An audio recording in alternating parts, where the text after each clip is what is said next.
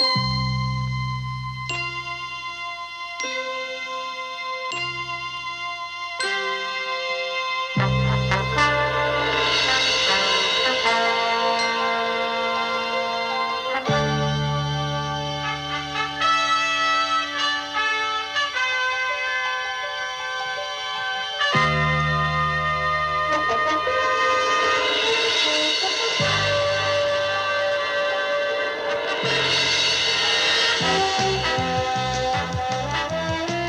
friend and welcome to Borgcast the Animated Series 1.12 with Amber and Peter. Hello! I hope you are well. Previously on Borgcast the Animated Series we covered the Slaver Weapon. Yep. Oh my heavens.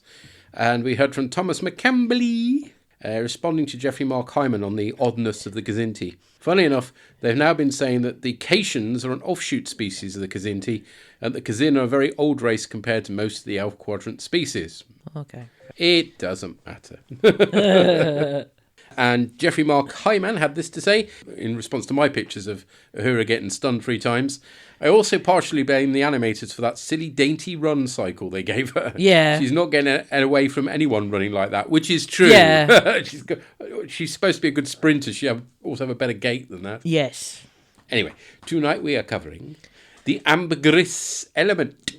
Or the Ambergris element. Oh, depending on how you want to take it. Yes. A.k.a. the exciting adventures of Kirk and Spock under the sea. The seaweed is always greener in somebody else's lake. You dream about going up there, but that is a big mistake. Yeah, there were no singing crustaceans. No. Probably just... If this had been Strangely World, I guarantee there would have been. There would have been. It's written by Margaret Arman. Second of 2. She previously wrote the Lorelei Signal, the one where all the women's did the stuff, which was really cool. Captain's log, stardate 5499.9. We are orbiting the planet Argo. Argo was once a land planet, but its surface is now almost completely covered by water. The change was caused by violent seismic disturbances.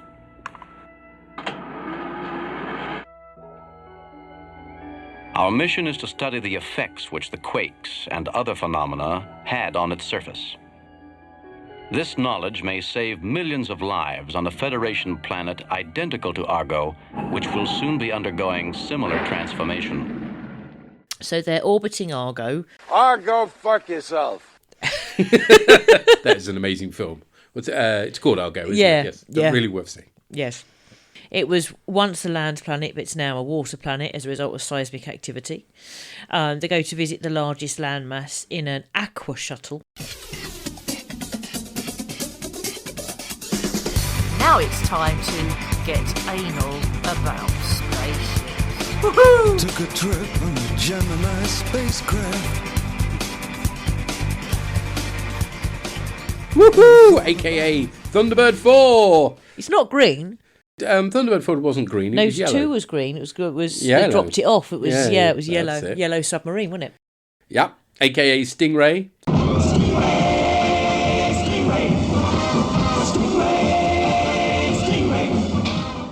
It's called the Aqua Shuttle. I'm a Barbie girl in the Barbie world. Life in plastic, it's fantastic. And it's our first armed shuttle in Trek as well at that. It's got phaser and everything. Yep. So cool. I do love this. We're getting all these different vehicles. It's so cool. Yeah. And think of all the toys they could have produced for this. No, this could have been a bath toy. Oh, yes. Fantastic. You could have had little Spock and Swimming Kirk Spock swimming. and Kirk. Yeah. And then you could have had the big monster. Oh, the big goober fish. They're going to go and take some seawater and algae specimens, but then they are attacked by a sea monster. He's called a Sir Snake, apparently. Yes, we only find that out later, though. So, but it sounds like he's been knighted. He's called you Sir Snake. No, SUR, I think. Yeah, it still sounds like Sir to me. Yes, but it's not the same as SIR. I know, but it sounds the same. Therefore, the humour works. So screw you. Okay. Ruining my jokes. Okay. See, the fact it was not remotely funny mean I hadn't realised it was a joke. No tappy. It's true, though. Anyway. I'll put a laughter track on if you're not careful.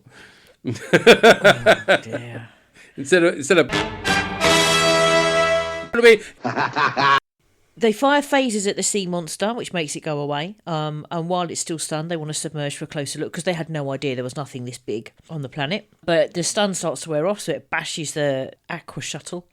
Phasers won't work because the power pack is gone. They ask for emergency beam up, which Scotty should do. They get cut off, but he's heard the words emergency beam up. He should just bloody do it, shouldn't he? Well, I presume he's lost the lock as well as the communications, but perhaps he should have said that. Yeah. Because as it is, you end up with watching Spock and Kirk stuck in the shuttle, it being taken underwater by the monster. And then you have 3 days later. they're still looking for them. Now, I'm not being funny, but isn't that a bit... I know it works out all right in the end, but I felt at the miss point that was a bit stupid because, like, they've drowned. Do you know what I mean? It's just sort of 5 days look at... I just find that quite odd.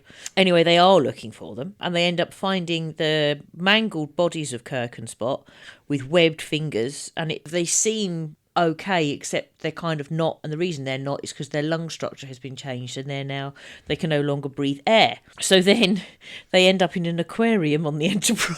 Yes, this should be cetacean op, shouldn't it? Really? Yeah. But instead it's just a watery cupboard. Yeah. I love the wobbly screen effect that shows they're underwater. I like that.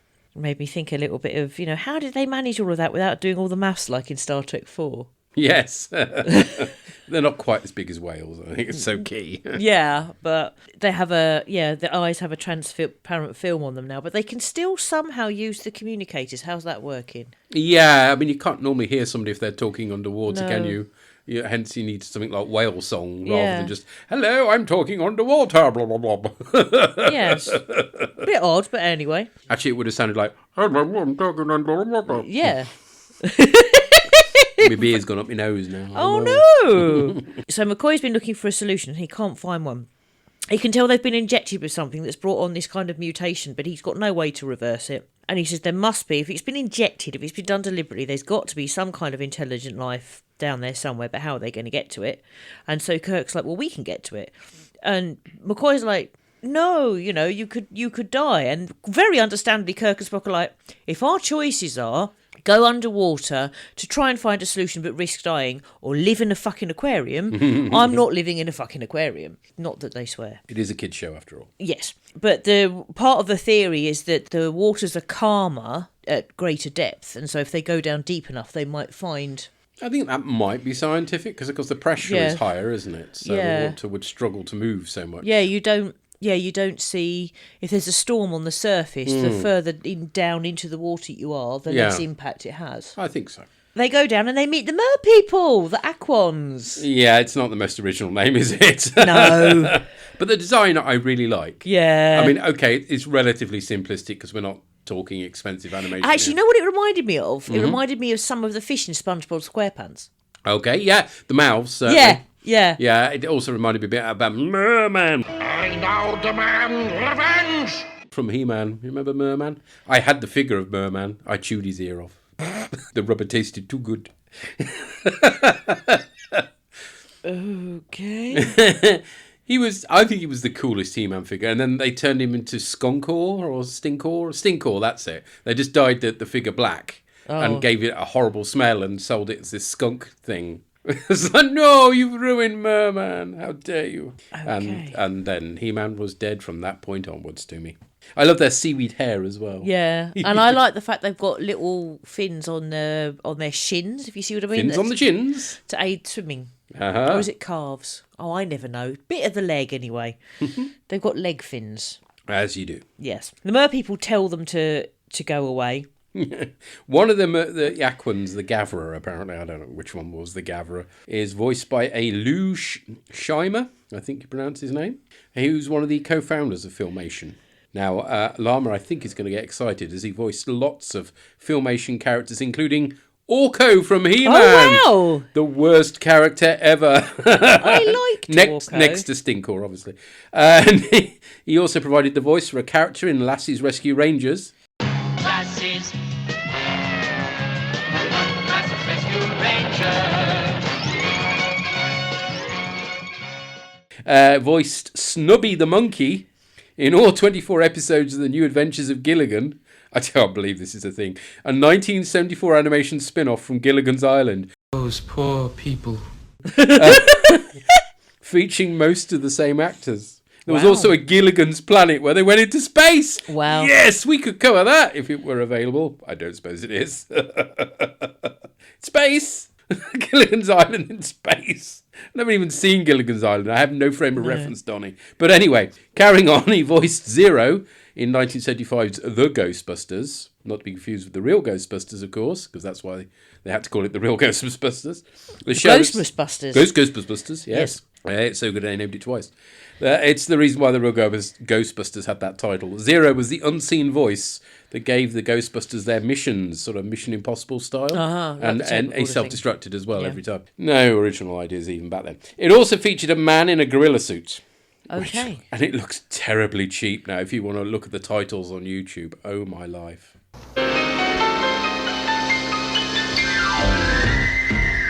We're the Ghostbusters. I'm Spencer. He's Tracy. I'm Kong. We're the Ghostbusters. We're clever, courageous, and strong. Your sleep has been haunted with whispers and rattlings. Your blood has been curdled. We know what to do. Your skin has the creepies. I wonder what's happening. You're safe in our hands. We will take care of you.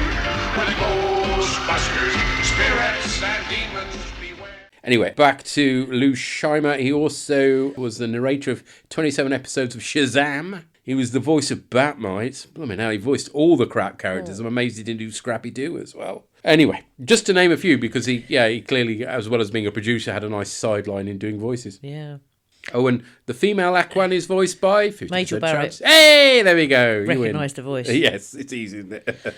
Anyway, the mer people tell them to go away and they try and talk to them. And then as they're swimming, they go white for no reason. And this happens a few times. And you said they just couldn't be bothered to do the colouring in. Yeah, for the same reason that sometimes they're black as well. It reduces the amount of animation they have to do. Animation. Animation. I'm doing well tonight, aren't I? Anybody think it's been a long week?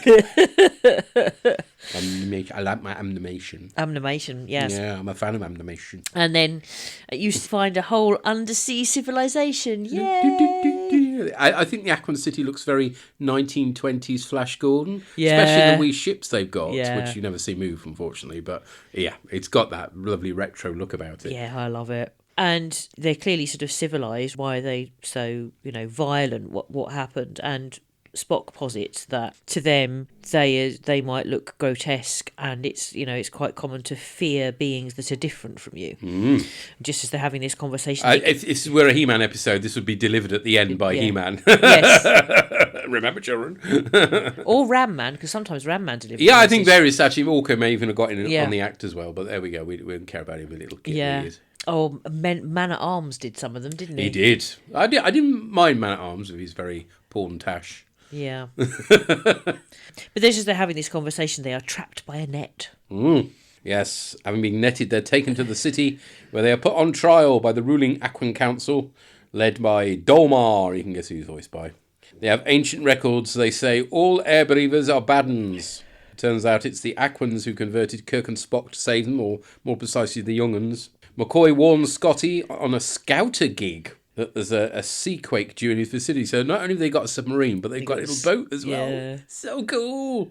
Scotty heads off to try and warn the captain, but is spotted by the Aquans who warn the council. They decide their guests are too much of a threat and leave them on the surface in a net struggling to breathe, which seems...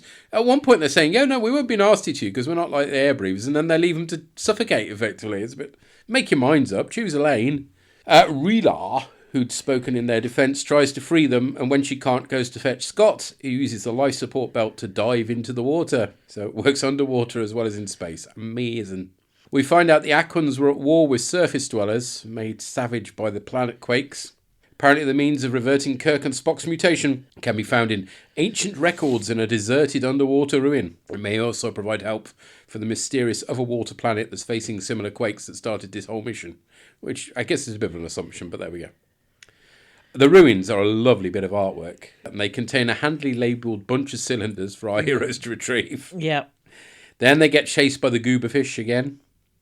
Back on the Enterprise, McCoy gets the computer to translate the records, and apparently a substance similar to the Ambergris, whatever, of Wales is behind their transformation. So the show is being educational again. Yep. I mean, quite how useful that knowledge is to a kid, I do know. Mum, I know all about ambergris. Shut up. Oh. Eat your tea. Anyway, it's a substance that forms in the intestinal tract of whales that's used as a perfume, back when they were hunted anyway. Apparently the cure is the venom of Sir Snake of Camelot. Back under the sea, Kirk and Spock try and get the Aquans to help them milk a Sir Snake. Milky. There's a bit more tension as apparently some of the records are missing, and they don't know how much antidote to use, and it could mutate our heroes irrevocably. Yeah, right, that's going to happen, isn't it? Irrevocably? Don't you mean irrevocably? Yeah, I've even written irrevocably as well. If I'm spelling it properly. I have, as I've already said, had a long week.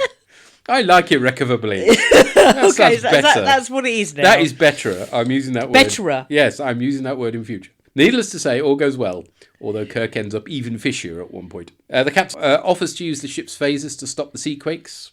Okay, is that against the Prime Directive? They're not warp capable. He shouldn't be interfering, should he? Anyway, it's Kirk's style, isn't it? Mm. As a result, the ruined city is now above water again. Huzzah! Or something. And they open a Starbucks. So, is this cannonballs or Spock's balls? Rock on, Tommy, you'll do for me. His brain is gone. I love it. I knew you would. Under the sea stuff is your stuff, Yeah, isn't it? I love it. I mean, clearly they could not do this on the TV without No. flooding the Dizzy Lou studio. No, and also, I mean, the whole being underwater thing, it would have been very, very difficult back then for them to do anything that looked as good as this looks in animation. They'd have to do like they did on Thunderbirds, where it was like a thin fish tank effectively in front of the screen. Yeah. And occasionally you'd get a fish go by and it just looked huge as a result. It's right by the camera. It's great to see more cool new vehicles. Yeah. Referencing Thunderbirds again, Stingray. Kirk breaks the Prime Directive, so that's definitely canon as far as I'm concerned. They're exploring a strange new world, and it's underwater this time. Yeah. Plus and they meet a new race. Yeah, plus there's stuff for the kids about not judging by appearances or being fearful of people who are different, even if they're fish people. Yes. Which, let's face it, it's not fair, is it? No. Well, I enjoyed it too. Let's find out what the Llama God thought. Longest logs got the Fixie-Kurg, Wnking. Even the sturgeon and the ray, they got the urge to start and play. We got the spirit. You got to hear it under the sea. Now, as we often say about animated episodes, is this an episode that works better from being done in animation that they couldn't have done on the 60s budget? And I like to say yes, I think this is one they absolutely wouldn't have done on a 60s budget in the live-action TV series, although I'm kind of disappointed that they didn't. Yes, animation allowed them to do all these underwater sequences, the underwater shuttlecraft, the underwater kingdom and all that, but stopping to think about it for a minute, I'm kind of disappointed that we didn't get to see them attempting to put Kirk and Spock in a big swimming tank on those set of the 60s Enterprise on a TV budget. They would put a weird bluey wobbly filter on the camera, and Shatner and Nimoy would have been standing, bobbing up and down slightly to give the impression they're floating, and it would have looked terrible, and I'd have loved to have seen that. But I guess we wouldn't have got the expansive stuff either. So yeah, this is definitely an episode that really needs to be done in animation, and this is exactly what the animated series should be doing. So it's great to see some of this, and it is a bit of weirdness to space, which again, the live action series kind of lost, especially in season 3. Yeah, I know there's a savage curtain and everything, but it's still very small scale. Not these sprawling civilizations here. Whilst this episode is certainly imaginative, though, I do think it loses something, because the storyline where they discover the underwater race is interesting, but the episode does end up focusing very heavily on the tribulations of Kirk and Spock, who've been turned into mer people when they didn't want to be turned into mer people and how to turn them back again. That's certainly very odd. Although there is, of course, the background story of how the civilization Argo survived when they moved underwater. Obviously, all their books were safe because they have the laminated catalogues, so yeah, they were safe with that one. But the rest of the civilization changed by adapting, and then there was a war between them and the land lovers. And I think that, and an investigation into prejudices and intolerances based on how people choose to live their lives, I think that's something that's really interesting that Star Trek could be examining. But unfortunately, it's kind of left here. Really, the Kirk and Spock being turned into fish people would have been not quite the B plot, but it would have been a secondary part of the main plot if there's been a live action show. So certainly a missed opportunity there to actually do more with your typical Trek thing of using science fiction stories to take an allegorical look at issues in the world. So yeah, a bit of a shame there. But on the other hand, it does make for an interesting cartoon when you have Kirk and Spock just swimming around in a tank like that. Yeah, that's fun. So I think on the whole, I'll give it a pass for that. And maybe it gives kids something to think about in the background. So maybe. I'll never know, but maybe they would have done. Of course, the underwater scenes are slightly ridiculous in the fact that even after Kirk and Spock are mutated into part fish people, they are still, obviously for reasons of cheapness, wearing their Starfleet uniforms, which would have been highly impractical underwater. They've even got their boots on. That would have just drag them down, but I guess they've got to be easily identifiable. You could argue in some cartoons that would have been drawing the faces more recognisably, but Spock at least is kind of recognisable and iconic, so could have got away with it, but I guess they didn't want to do the effort of designing a whole underwater outfit for Kirk and Spock. Especially given that when Scotty goes underwater, he has, once again, just had his ready brek, just that little force field that goes around the suit to stop him from getting completely soaked. So, yeah, again, it's a bit ridiculous, but also kind of advanced technology-ish, so I can't really complain about it too much. I was initially, and probably because I wasn't paying attention to the episode at the start, going to have to issue an apology to J.J. Abrams on account of the fact that we see an actual shuttlecraft go underwater here, which does mean that the whole thing of the Enterprise being submerged into darkness might make a little bit more sense, apart from the fact that it's probably easier to submerge a small boxy shuttlecraft than it is to submerge an entire starship, which is built to very much not exist inside of gravity well, but never mind. But it turns out these are also aqua shuttles. They're actually designed to go underwater as well as space, so that's slightly better than Professor Farnsworth his usual job. So actually, no apologies needed to J.J. Abrams instead. That was still a stupid idea, J.J. Here, at least they went to the effort of saying we have this special submersible shuttlecraft.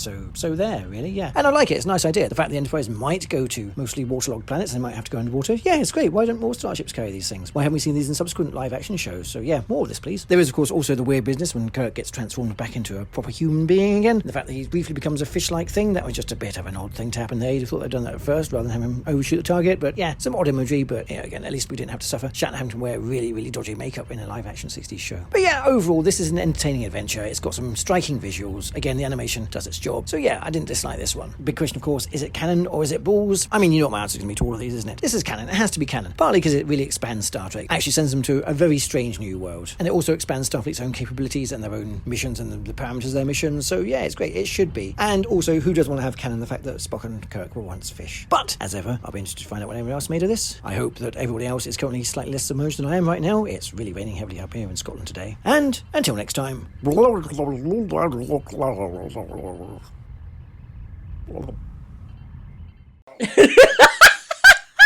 At least he wasn't in the toilet this time. Anyway, that's just for but talking of the toilet, that made me think, though, Yeah. how long are they in the aquarium in those uniforms? What if one of them needs a wee? Captain, the water has become very warm. Why is the water yellow? I wanted to see them in bathing costumes. You're quite right, wearing boots don't make any sense, does it? Why have they Swimming not around in them. sunk? Yeah. Yeah. And they did Starfleet bathing costumes in lower decks, so they should have done it here. Yeah. Did you get the comment about the laminated catalogue, by the way? Yes. Very nerd. Very good. For those of you, maybe you're abroad, Argos, with an S, is a catalogue of which you can order products from.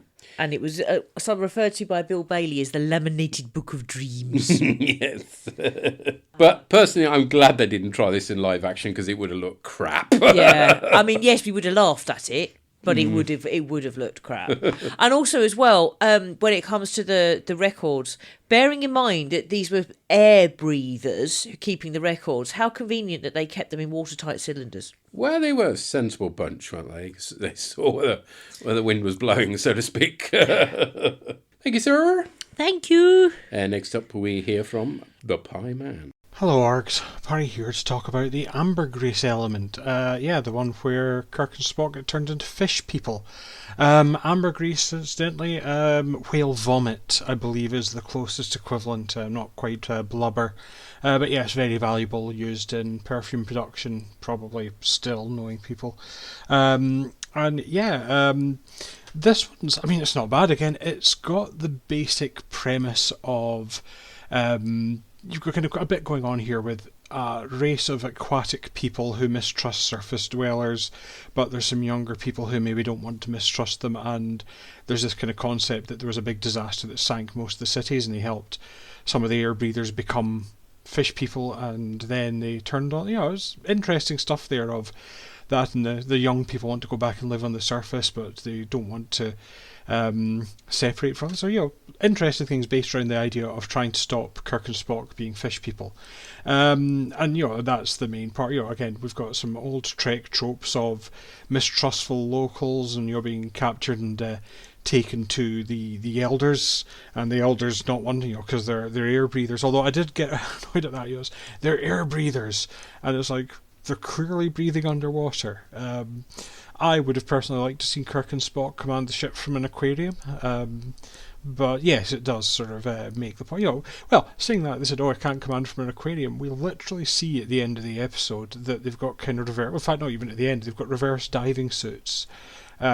for people breathing water. So, I'd have to spend the whole time in an aquarium. No, you just have to kind of get used to living in water, Kirk. But I guess he wouldn't be able to wear all his fabulous outfits in water. So there you go. We also get to see the Aqua Shuttle. I'm sure you might have played Barbie Girl. I'd have said Cartoon Heroes is the better Aqua song to play for this one, personally. But a shuttle that can also be a submarine. I wish it looked cooler. It's quite boxy, sort of the speedboat submarine shuttle. Also, there's then the Federation speedboat, which I found quite entertaining, just that the Enterprise somewhere has a speedboat, which does make sense. I don't know if it was meant to be part of a shuttlecraft or something, but I quite liked it, although it looked like its registration number was... If you notice, the shuttles have like NCC 1701/ and a number for the shuttle, and this one seemed to be like 1701/5/8.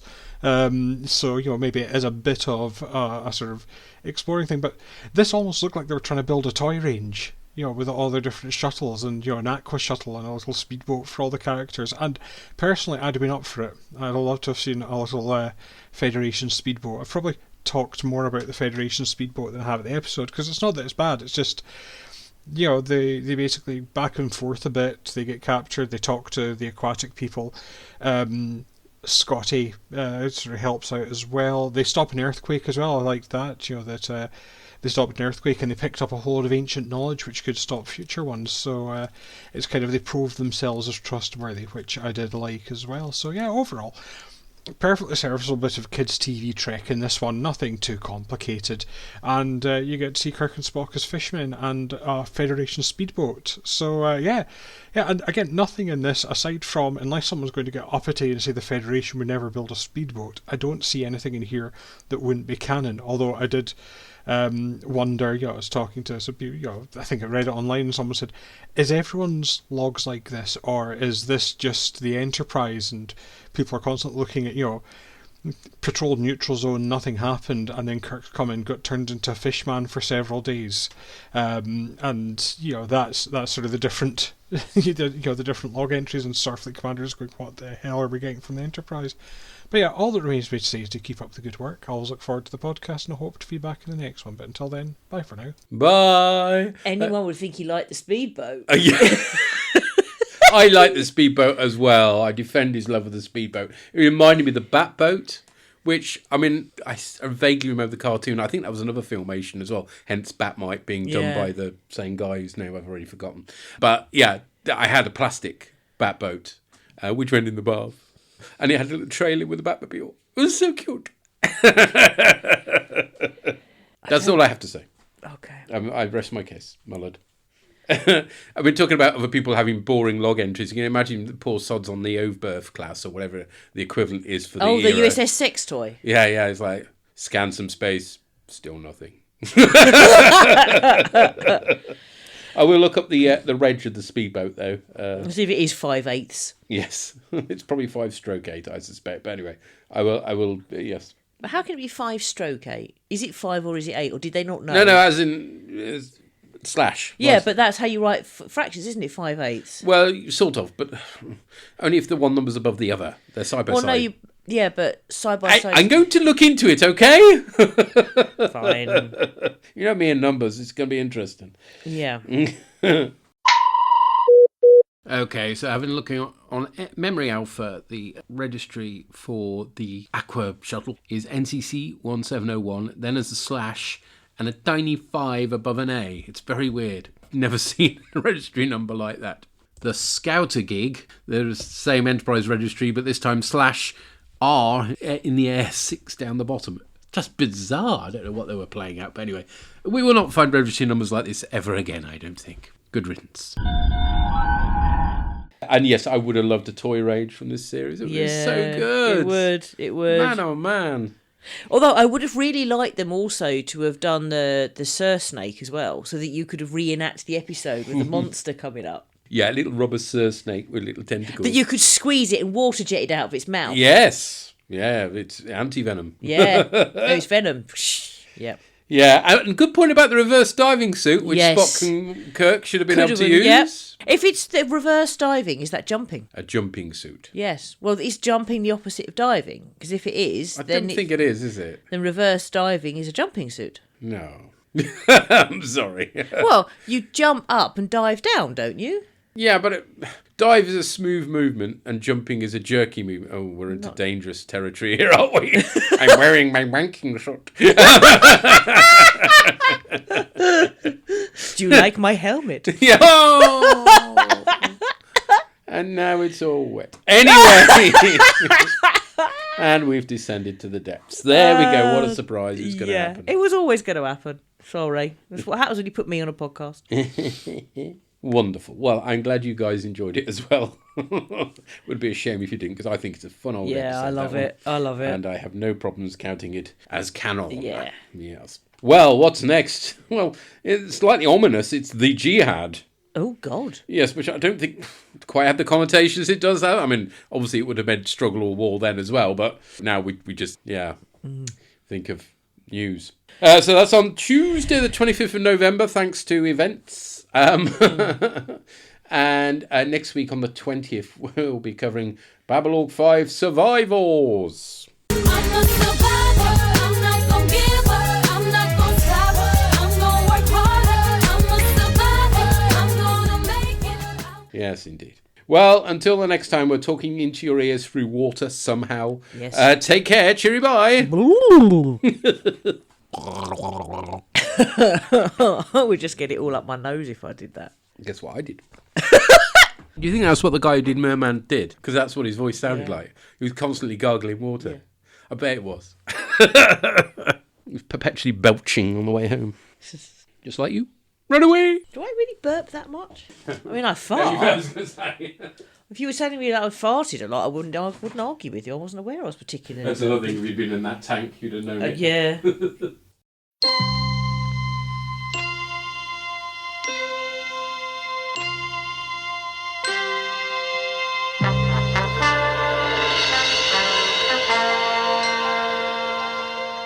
Theme for Star Trek The Animated Series was written by Ray Ellis and Norm Prescott.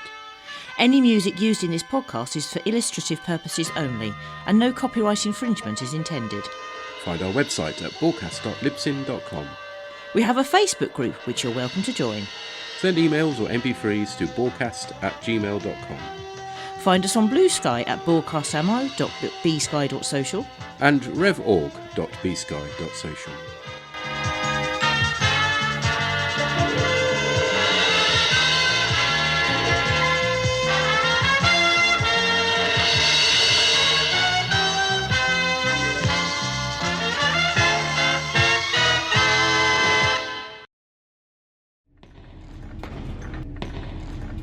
Shut it down!